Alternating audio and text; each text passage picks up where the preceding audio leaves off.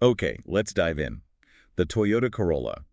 For decades, that name basically meant one thing, Yeah. didn't it? Absolutely. Utilitarian. Dependable. You saw them everywhere. Everywhere. And let's be honest, kind of boring. Maybe incredibly boring. It was just the sensible shoes of the car world. Yeah, your first car maybe. Or the car that just worked.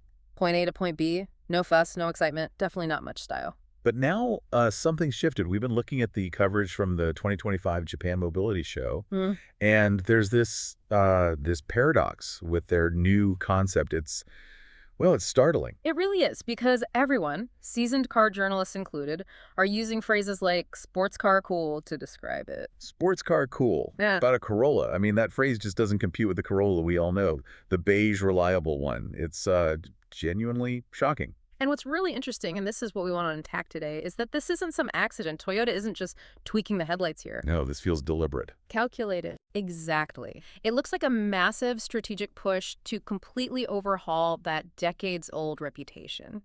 They're essentially betting that millions of people, the 50 million who bought the old ones, are ready for something different. Ready for a necessity, maybe, but wrapped in something actually desirable. So our mission for this deep dive is to figure out how they're planning to pull this off. What's the blueprint? Right. What are the specific design choices? The shapes, the lights, the feel of the cockpit. What makes this Corolla suddenly sports car cool? And what about under the hood? They talked about EVs, but also other options. What does that powertrain strategy tell us? And crucially, there's history here. Is Toyota trying to repeat a trick, something they managed before, with another car famous for being, well, a bit frumpy? You mean the Prius? Exactly. We need to look for the evidence. Is the Corolla concept following that same path, trying to go from being just a necessary purchase to something people genuinely want? That's what we're digging into. Okay, so before we get lost in how cool this concept looks, we really need to grapple with the history. The sheer scale of the Corolla is mind-boggling. It is 50 million, over 50 million sold in, what, 50 plus years? Yeah, that's not just a car model. That's practically an institution. It's woven into the fabric of global transport. And that number, that volume, it means something very specific. It means a global presence that very few other cars can even touch. It's an economic force, really, built on affordability, efficiency. And that rock-solid reliability, that's the core reputation, right? It transcends borders. It's the car you bought when you just needed something that worked. Zero drama, zero surprises. Especially, zero unexpected repair bills. One of the sources mentioned it's the car you stick your high school grad into. Mm-hmm. Knowing it'll probably run forever, teach them the basics, and not cost a fortune to keep on the road. Sensible. And that reputation, that dependability, made it one of the best-selling cars ever. Huge financial stability for Toyota. But, and this is the crux, maintaining that success today, it needs serious adaptation. Because the market is changing so fast, people aren't buying traditional cars like they used to. Right. So that massive legacy, the 50 million sold, it's both their biggest strength and maybe their biggest constraint now. I think that's exactly right. It's a paradox. The Corolla built its empire being the sensible, utilitarian choice, often, against cars that looked better or drove with a bit more excitement. So now they have to make it desirable, genuinely cool, maybe even cutting edge. Yeah. But they can't lose that core value, affordability. That's the tightrope walk, because if they make it too cool, too techy, too expensive, They risk pushing away that massive group of loyal buyers who depend on the Corolla being, well, affordable, the entry point. exactly. And sources point out it's already in a tough spot. Even with those huge historical sales numbers, the Corolla today is mostly sold as a sedan. Which is a shrinking market, especially in places like North America.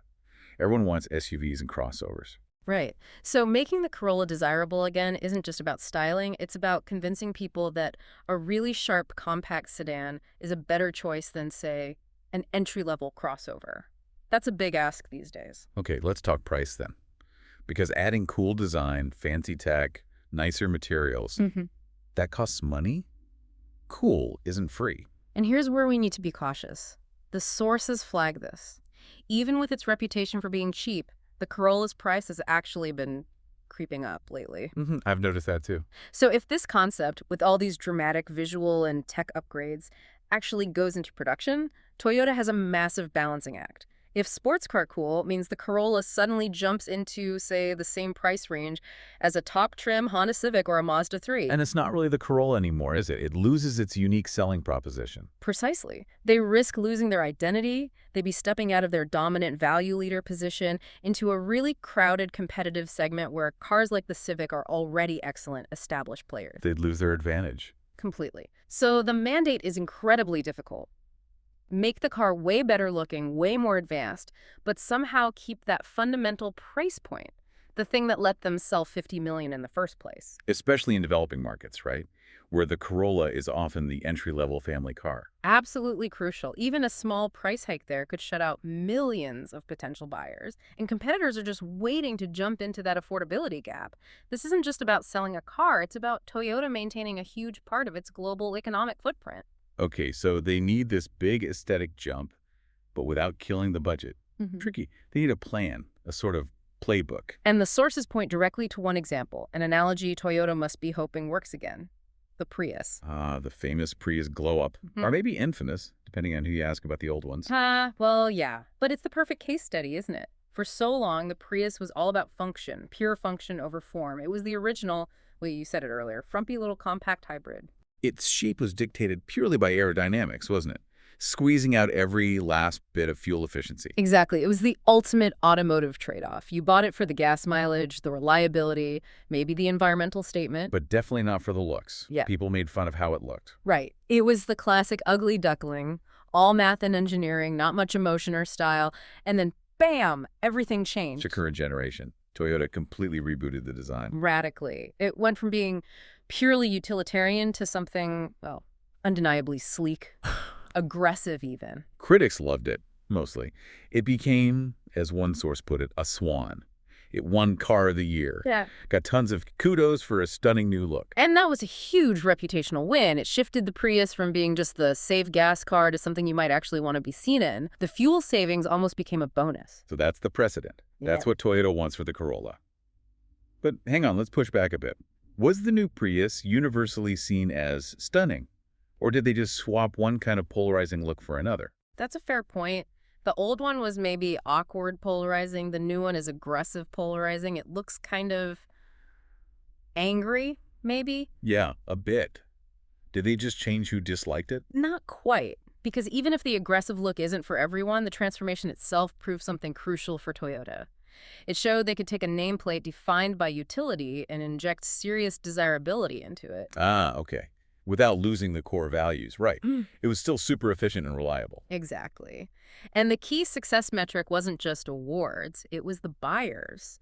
The new look started pulling in younger people, folks who wouldn't have touched the old Prius with a 10-foot pole. That demographic shift, that's what the Corolla needs. The Prius proved that cheap, safe, and reliable don't have to be lame at the same time. That's the quote, right? That's the one. It gave Toyota a blueprint. Aspirational utility. So the goal for this new Corolla isn't just make it look nicer. It's, can we do the Prius thing again? Yeah. Can we make financial sense feel undeniably cool?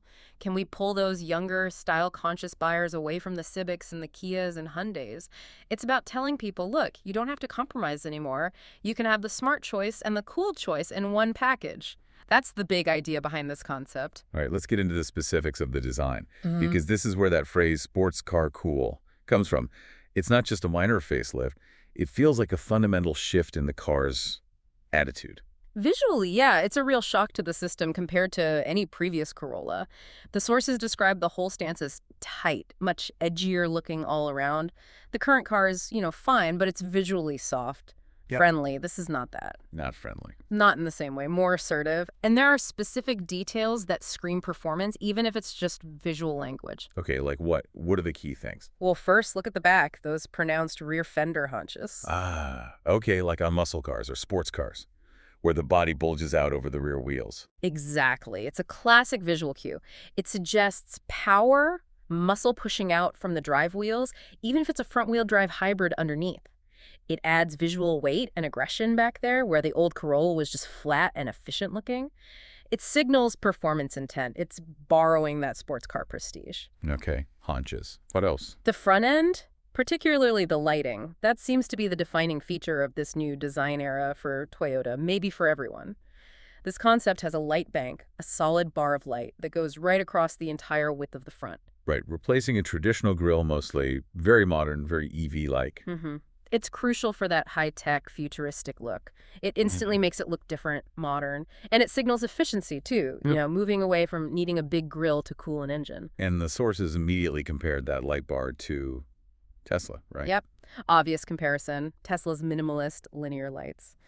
But the analysis was interesting. It said that while it's similar, Toyota's version seems a little more refined in its approach. Refined. What does that suggest? It suggests Toyota is deliberately adopting that modern EV look. They can't ignore the market leader, but they're filtering it, making it maybe a bit more sophisticated, less stark, trying to hit that sweet spot between cutting edge and broad mass market appeal. They want the tech look, but maybe not the sometimes abrasive feel of pure minimalism. That light bar. Yeah. It really changes the face of the car, doesn't it? Getting rid of the traditional grille. It's a huge psychological shift. The grille is like the car's mouth, right? Needed for the engine to breathe. Replacing it with this seamless light bar, it visually disconnects the car from that noisy mechanical past. It says silent, efficient tech. Even if there's still a hybrid engine tucked away, it's Toyota planting a flag. This Corolla lives in the future, whatever's powering it. It's a big step toward a new brand look for them. And the inside. Does the cool factor carry through to the cabin? Seems like it. The sources said the cockpit area looks dynamite, which, again, not a word you usually associate with Corolla interiors. They've clearly put effort into making the driver's space feel premium, advanced, way beyond the simple, durable, but kind of plain dashboards of the past. What specifically stood out? Well, an impressive instrument panel was mentioned, probably a big, high-res digital screen, which is becoming standard. But the more unique detail was about the controls, these winged elements on either side of the steering wheel for controlling functions. Winged elements, like paddles or something else. Probably not paddles for shifting, given the likely hybrid focus. More likely they're touch-sensitive areas or maybe small joysticks on little wings sticking out from the steering column or wheel hub.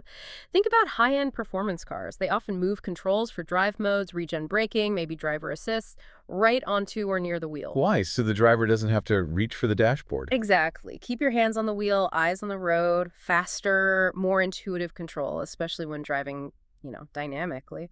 So even the controls are borrowing from sports car ergonomics. Seems like it. It suggests a focus on driver engagement, on technology that feels integrated and smart. The whole package, the muscular outside, the refined tech inside it, all reinforces this message. This isn't just a budget appliance anymore. It's an aspirational, intelligent machine. Okay, so we've talked about the looks, the feel. Now let's get under the skin. The hardware. Because this is where Toyota's famous pragmatism kicks in. Right. They showed off this cool concept, maybe hinted at EV power. They definitely played that up in the presentation. But they were also quick to confirm the production car will offer multiple powertrains. Which makes sense for a global car like the Corolla. They can't go all in on pure EV everywhere. Not yet. Not for this volume seller. And the core of this strategy, unsurprisingly, is still efficiency. The concept car itself. It had a version of their new 1.5-liter naturally aspirated 4-cylinder hybrid system. Okay, so the practical, reliable, super efficient hybrid is still likely the main engine. Almost certainly. That's the heart of the modern Corolla. High mileage, proven tech, but now wrapped in this much sharper suit. It's trying to be the best of both worlds. Legacy values, new ambition. This is where the concept car dream meets reality, right? Especially with interior space. Toyota made a pretty bold claim. They did. They said a huge and spacious front cabin will be a new Corolla signature. Huge and spacious. In a Corolla, that would be a big change. A massive leap in perceived comfort and quality, but the sources immediately flagged a potential issue here, especially because of that multi-powertrain approach. Okay, what's the issue? Is that spaciousness possible across all versions? That's the question. It boils down to something called packaging, how you fit all the bits and pieces into the car. Explain that for us. Why would one powertrain allow more space than another? Okay, so think about a pure EV. They're often built on what's called a skateboard platform. Batteries flat under the floor, no big engine up front, no bulky transmission tunnel, no traditional drive shaft taking up space. Right. This gives engineers a huge advantage. They can push the firewall, that's the metal wall between the engine bay and the cabin, much farther forward. And a firewall push forward means more legroom, More foot space. Exactly. Yeah. More room for the driver and front passenger. You can get a really airy, open feeling up front, sometimes even a flat floor. But now think about the hybrid It version. still needs an engine, right? That 1.5-liter four-cylinder. It needs the engine, the hybrid components, the transmission, all packaged up front. That physical stuff takes up space. So the firewall has to be farther back, encroaching into the cabin space. Pretty much. The engine and transmission have to live somewhere, and that somewhere is where your feet and legs would ideally like to be. Plus, you still have steering racks, suspension components, all needing space around that engine. And if they're trying to keep the hybrid affordable, They probably won't be using super compact, super expensive components like you might find in a bespoke high-end EV platform. They'll use cost-effective parts, which tend to be a bit bulkier. so that amazing, huge, and spacious cabin they promised in the concept, that might be easiest to achieve in the pure EV version. That seems likely. The EV version, which might end up being the niche, more expensive option, could potentially deliver fully on that promise. But the hybrid, the one most people will actually buy. That's the critical constraint. Will the mass market hybrid really feel that spacious? Or is that new Corolla signature primarily something you'll only get if you spring for the full electric? It's a really important technical point that will determine how much the production car truly feels like the concept inside. Is it just the cool looks that transfer, or the feeling of space too? So much of this deep dive revolves around the Corolla trying to redefine cool for a mainstream car. Yeah. And to really get a handle on how big a shift this is, we need some perspective on what cool used to mean in the car world. Right, and one of the sources gave us this fantastic, really evocative personal story that perfectly frames that generational change. Yeah, it was great. The author remembering spending months in a garage, where was it? Just off 8 Mile in Detroit. Mm-hmm. Helping his cousin build the absolute archetype of old-school American cool. A 1970 Chevy Nova. Not just any Nova, though. Black. White SS stripes. A big 350 V8 engine. 4-speed manual on the floor. Blackjack headers. Let's just break that down. 350 V8, that means displacement, right? A big, heavy engine focused on raw power and torque, not sips of gas.